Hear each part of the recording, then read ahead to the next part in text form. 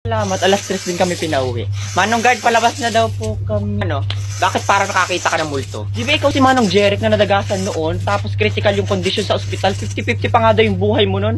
Magaling ka na kagad? Hindi, baldado pa ako. Kaya nga nandito ako ngayon, syempre magaling na ako, ang tanga talaga nito. Sayang naman, hindi pa natuluyan. RIP that Jeric na sana eh.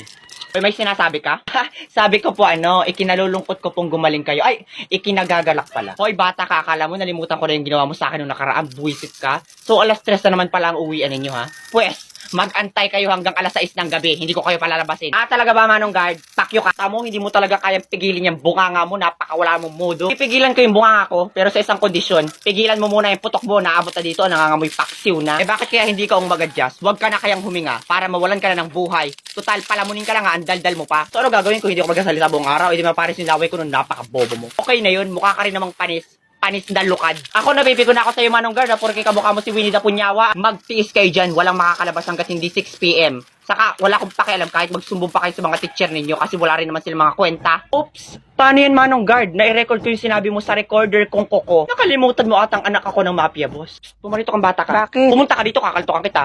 Oh, ito, ibigay mo yan kay ma'am ha, dun sa principal. Sabihin mo lahat-lahat ng mga ginawa niya, Manong Guard na yan.